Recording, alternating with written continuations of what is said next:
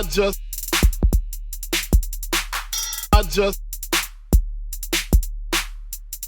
speak my peace, keep my peace.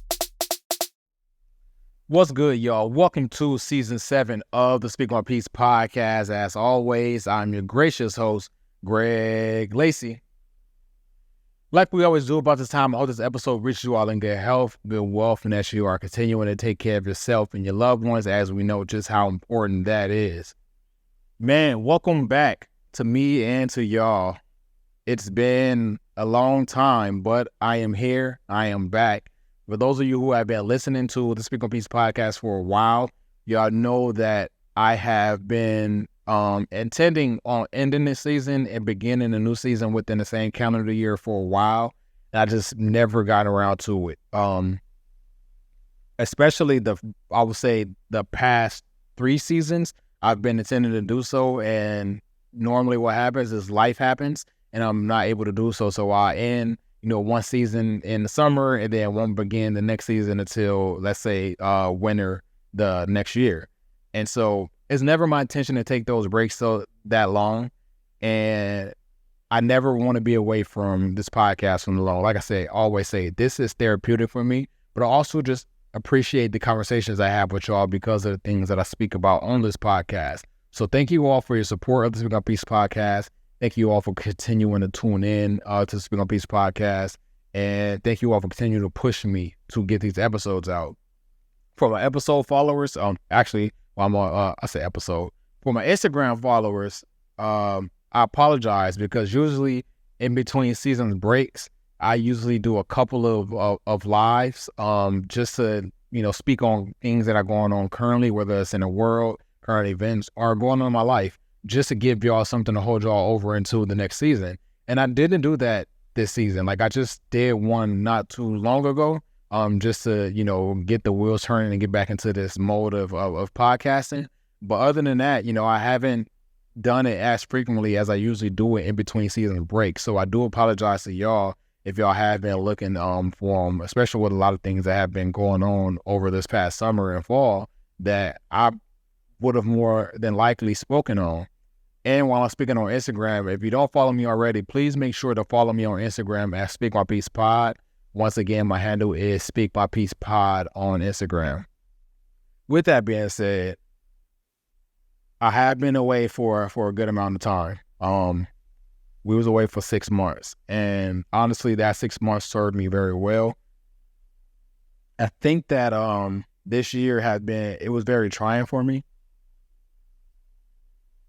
very physically and mentally. If you all remember, I ran a marathon at the top of the year, and because of the marathon, I had to shut down a lot of stuff. I had to shut down fun to prepare for that. And even coming out of that, I still had to recover from that. Like my body had to recover from it. One thing that I like to do at minimum is take 2 big vacations throughout the year. The first one is in the beginning of the year, and the second one is at the end of the summer. And so because I was preparing for that marathon, I didn't take a vacation because I just wanted my body to be right. And also I was so engulfed in that mindset of, of improving, but also preparing myself to get to that starting line.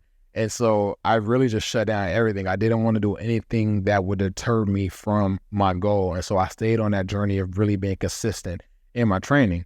And I knew that vacationing and eating bad and possibly drinking, it would not have been well for that journey that I was on. And so I skipped the vacation that we're usually taking at the beginning of the year and put it off until the end of the year. And I think because of that, it really affected how I was operating mentally because my body and my mind is used to that vacation in the beginning of the year, really to give me momentum to push me throughout the year. And so because I didn't have that, it was really a drag getting from day one of the year through the end of the summer because I was like envisioning what I would have done on vacation, but also looking forward to the vacation that I was taking at the end of the year. So I finally took that vacation Labor Day week, and it was very fulfilling. Like I didn't do too much. I rested, was out in the sun, got in the water, was drinking, had some good food, rested, read, did a lot of things to nourish myself because I felt like I couldn't do that at home. And because I have been working so much, so vigorously throughout the year. I just needed to be away from just everything. I need to be disconnected. And so that served me well. The best thing I've done in these past 6 months was rested. I never really realized how important that was until I started getting older. And then I really realized how important it was while I was preparing for that marathon, because of the toll that the training was taking on my body, but also the toll that the marathon itself took on my body. Like, in my age that I am now, I pay a lot more attention to what my body is telling me. If I can't get up and do something in the morning, then I'm not going to do it. A lot of times I've been the type of person that I push through things. And I still kind of do it today, but I am less aggressive in doing those things. So if I wake up and my ankle feel like it's a little tender, well, let me wake up and do some yoga so that by the time I finish that yoga, I can just strengthen it. If I wake up and my body is just hurting, whether it's sore from the previous day or just sore, I'm going to do something else to nourish it, whether that's meditating, whether that's reading, whether that's icing, whatever the case may be. I take that resting very seriously now. Another thing that happened during this break was we reached 5 years of the Speak on Peace podcast, and that I probably should have led with. That is probably the most important thing. I've spoken about why I celebrate my year-to-year anniversaries for the Speak on Peace podcast, because it consistently reminds me that I am doing something and I'm sticking with it. I have had patterns in my life of starting things and only really been involved in them for X amount of years for whatever reason. Maybe it's a trauma response to something. Maybe it's just me not being able to consistently stick with something for longer than 3 years, whatever the case may be. But this has been a problem I've had for teenage through adult years. And so for me to start this podcast 5 years ago and to still be doing it, it's very monumental for me, because I've never stuck with something outside of sports for this long. Not a job, not a relationship, not a hobby, whatever the case may be, not a hustle. I've never stuck with anything outside of sports for this long. So for me to be building up this podcast and me to be building up this brand, for me to be continuing this for 5+ years, it's something, it's showing me that I am capable. It shows me that I'm capable of extending something past 3 years. Not only extending something past 3 years, but expanding those things. So I'm very happy of what's to come for the Speak on Peace podcast post 5 years, because we got a lot of things to come.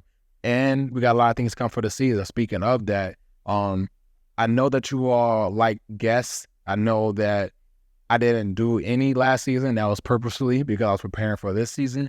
But we are going to get a lot of more guests. I promise y'all that y'all are going to see a lot of guests this season.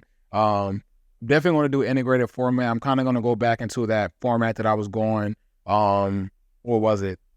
Seasons 1 through 4, where I was sharing some of my experience, but also speaking about things that were going on in the world, because I know how much y'all love those. So we're definitely going to get back to that format of these episodes, while also staying with what I've been doing for the past 2 seasons of giving you all a recount of my life and my experiences as well.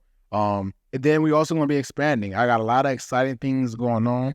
I have been talking about these things for 2 years in terms of the brand of the Speak on Peace podcast and the network of the Speak on Peace podcast. And I've been slowly working on those things. And what I mean by slowly is like tortoise slow. But now over this break, I've been able to clear my mind and really have a goal, to really have a plan set out to how expanding the universe of the Speak on Peace podcast looks. And so I'm definitely excited to share you all the expansion of the Speak on Peace network in the new year. Y'all want to see a lot of new things coming, and I'm very excited to share that with you all. Within this break, it's been a shorter break than it has been in previous seasons, so we ain't missed out on too much. But there has been a lot of things. Like it's been a 6-month break, and so things transpire, immediate things transpire in my life. And y'all know a lot of these things I would have covered on a podcast. Some of these things I am going to cover this season on a podcast, but some things I'm not.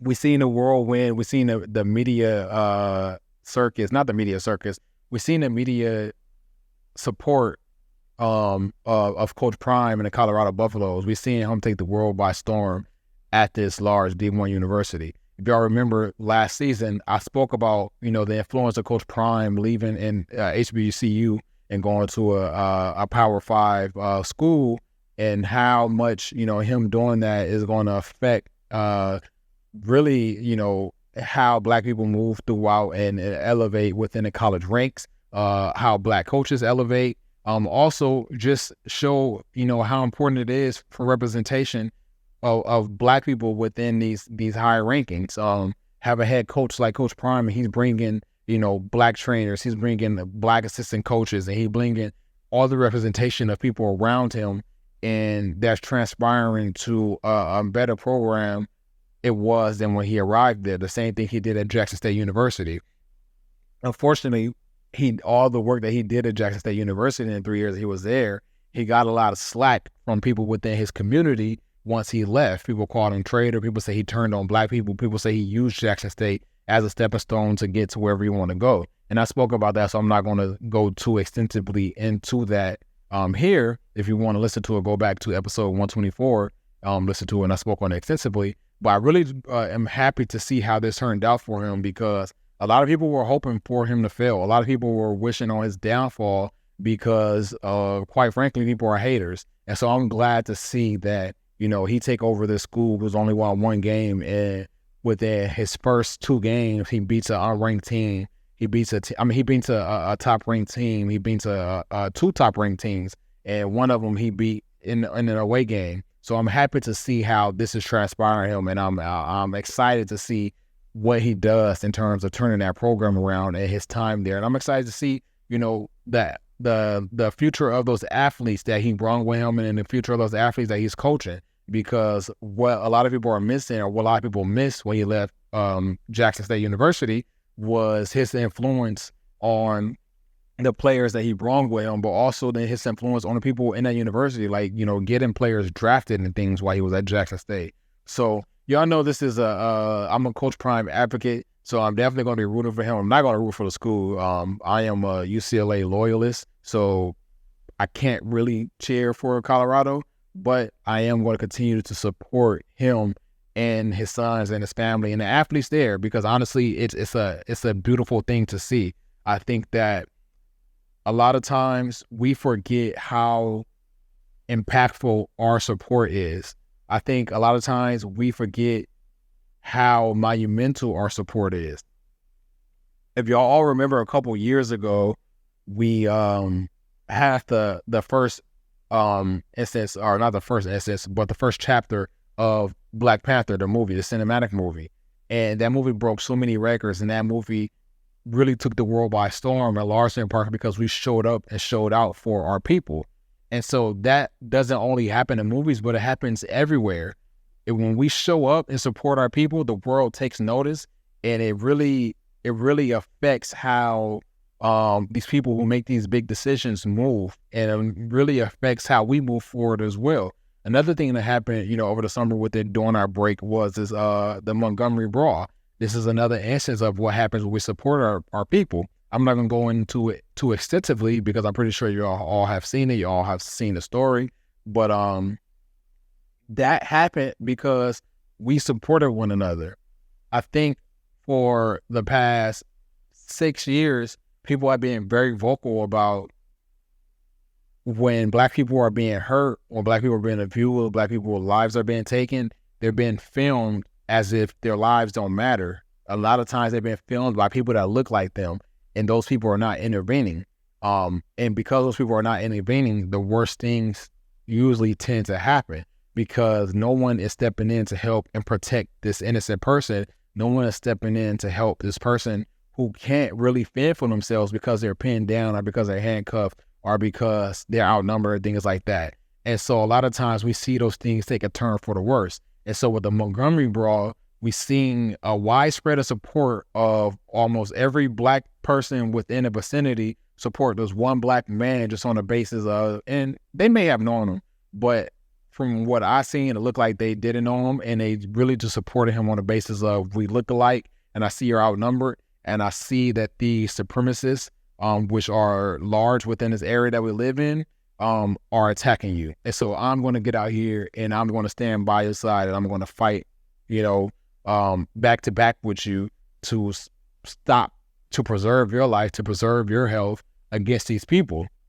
And when we showed up and supported him, obviously the turnout turned out very well. I mean, you couldn't miss the videos and the memes and the chairs sold out at Walmart and things like that because we supported.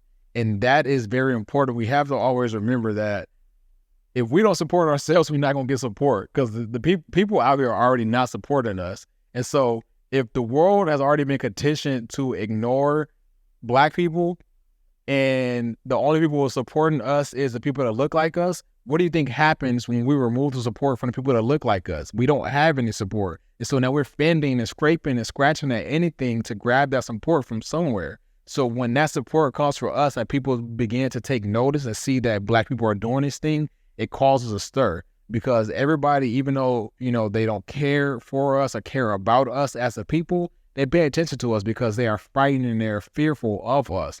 And so when we move, everybody watches. And how we move, it dictates how the world moves because of our influence, whether that's in entertainment, whether that's in sports, whether that's in STEM, whether that's in fashion, whatever the case may be. How Black people moves largely affects how the world moves because everybody imitates us. And so we have to remember those things, that we have to support one another. When you see a Black man such as Coach Prime going to another university, support him so that he can continue to thrive and bring other people, that look like him around. When you see a movie like Black Panther going into the theaters and you see the lead character, the supporting cast all look like us, support that movie because if we don't support it, nobody else is going to do it. And so it's not going to be as impactful as it's meant to be. When you see a movie that's directed by a Black man and is featuring this Black Black cast and Black actors and things like that, support that so that person can continue to create more stories that centered around our experience. When you see an innocent bystander, the Black man being attacked by a bunch of YT people, step in. I'm not saying to inflict harm on people. I'm not saying to incite violence, but step in to preserve that person's health if you see that they're outnumbered because that matters. Speaking on violence, another thing that's transpired within our break, obviously Tory Lanez was sentenced to 10 years in prison for his involvement in the shooting of Meg Thee Stallion. This was another thing where we missed the ball on support. And I can't say that I'm surprised by it because of how the way of the world is. I'm not going to go too deep into the story because while I was going on, I'm going to say this one thing. Because of my experience as a paralegal, I truly do believe in innocent until proven guilty. I do also understand that I am an American citizen, and a lot of times people who are proven guilty are not actually guilty, and some people who are proven innocent are not actually innocent. Like, those two things can coexist, and those two things can be true. With that being said, because of my background, I never cast judgment right away. I may have opinions, I may have questions, but I don't immediately cast judgment if I don't know what's going on. So while this thing was transpiring the last couple of years, I don't think I spoke on it on a podcast, and that was intentional because I just didn't know what was going on. I didn't share any thoughts or things on social media, but I did pay attention to see how social media and the media was reacting to the things going on. And unfortunately, what we saw was this Black woman being painted, who was a victim, being blamed on the situation, and the person who was actually the suspect was being heralded as, I don't know, but he was being heralded. And it was very weird to me, but I can't say that I'm surprised because we know that this country is largely based in misogyny. And we also know that this country, there's one thing that is called victim blaming that exists. And victim blaming exists large in part due to misogyny. The reason why I say that is because if you think of victim blaming or you think of your first time hearing victim blaming, it probably has something to do with abuse or assault, and the victim is usually the woman. And so what people try to do is they try to flip the script and put the blame on the person who is actually the victim. So if the woman was sexually assaulted, what was she wearing? What was she doing? Did she flirt with this person? Did she flirt with this man? Whatever the case may be. And people begin to shift the narratives and blame her and say that because she positioned herself this way, because she wore certain clothes, she is not actually the victim, which is weird, but it exists. Victim blaming is a thing. And so when I seen the world start to shift their support to the person who was actually the suspect and not the person who was a victim, it kind of threw me off, but I wasn't surprised at all because, again, for one, she's a woman, and we know how this world feels about women. And for two, she's Black, and we know exactly how this world feels about Black people. So I wasn't surprised by it, but I'm glad that she got her day in court. I'm glad that he got his day in court. And even with that, like, people were still saying that, you know, whatever happened, it wasn't correct and things like that. But I'm glad to see that whatever closure that she needed in this incident has began to happen because of the verdict of, you know, him being guilty in his involvement in this case. If it didn't happen, then it didn't happen, whatever the case may be. But he was found guilty for his involvement, which means that they had a strong enough case to pin this on him, and the jury believed it. So shout out to her. I'm not even a fan of him even before this, so I'm not even going to just waste my time speaking about him or disparaging him because it really doesn't matter. It sucks to see another Black man a victim of the prison system, but hey, dumb mistakes a lot of times get dumb consequences. So again, once again, shout out to Meg Thee Stallion. In the same instance of speaking about relationships and things, obviously we saw as of late this Will and Jada thing take the world by storm. Quite frankly, I'm tired of it. I herald them as a couple very highly, or have heralded them as a couple very highly, just because of what they represented, just because of their family structure, just also because of how transparent they have been over the past 20 years or so. But as of late, honestly, it just got too much. I understand that Will has had movies to sell, he's had a book to sell, and now his wife, Jada, also has a book to sell. But at some point, it gets too much. Like, I don't want to scroll through Instagram and see another soundbite from one of them speaking about their relationship. I don't want to open up TikTok and see people giving op-eds about their relationship based off the information that was provided between them two. It honestly became overwhelming. I think that for me personally, I'm a very private person, so I keep a lot of things to myself. Even though I have a podcast, but I'm still outside of this, I'm a personal person. So I keep a lot of things to myself. Everything that's going on in my life is not for y'all. It's not for entertainment. It's not for you to share your opinion on. It's not for you to start write an op-ed on. It's literally for me. And I am to live with that, and I am to deal with it and move on and move forward however I want to move forward. So when it's a 2-month stretch of me continuously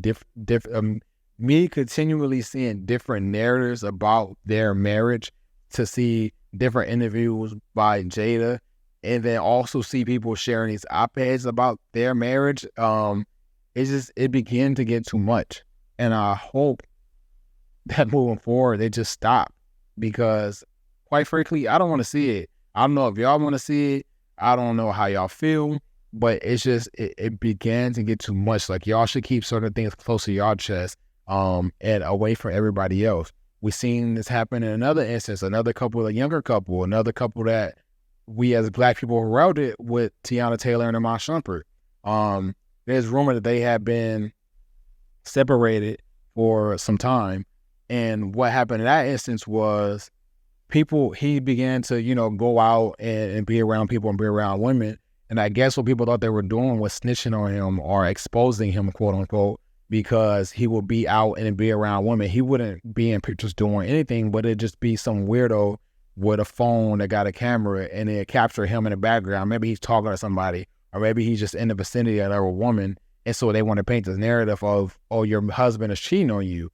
And people began to do that like week after week after week, and no one ever spoke about it. And I guess it began to become too much.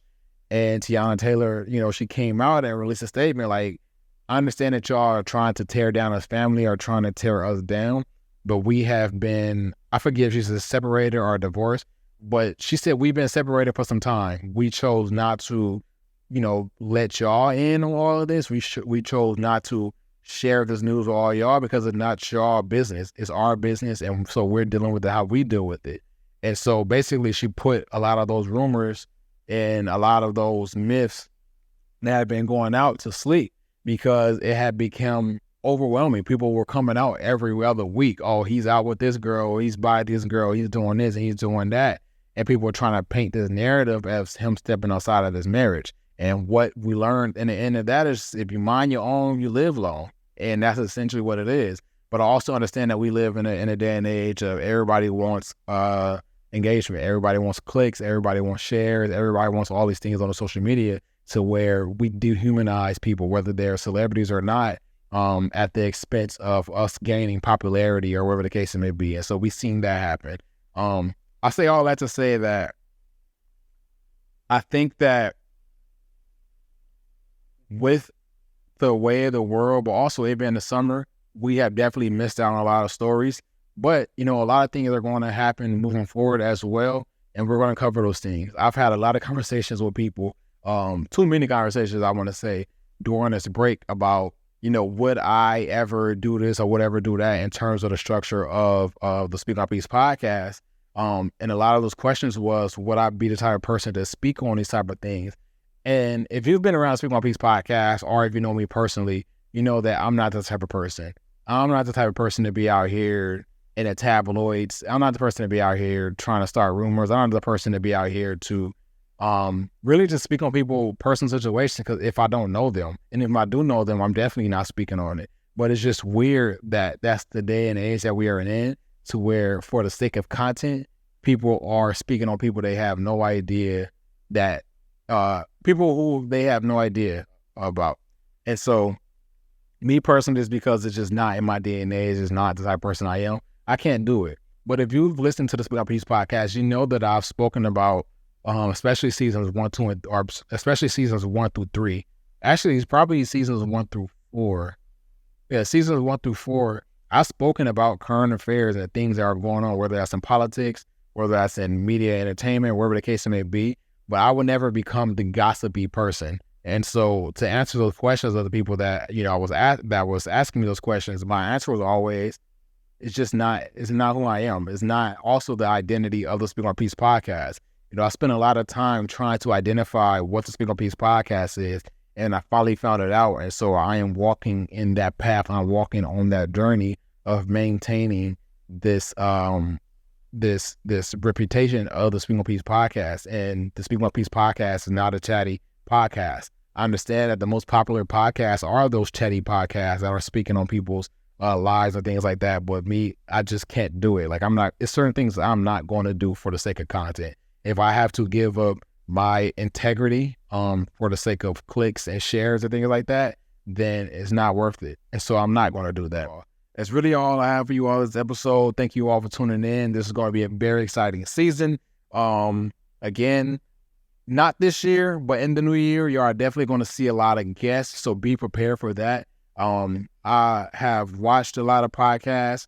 I've read a lot of things. And so I'm very big on the preparation and the journalism of preparing for guests. And so you are definitely going to see that within these episodes, because you're all going to hear a lot of great stories. There's been a lot of great stories that I've been aware of. There's going to be a lot of great stories that I'm interested in learning more about. And so I'm very excited and very eager to share those with you all. Once again, that's the Speak On Peace podcast for this week. I'm out.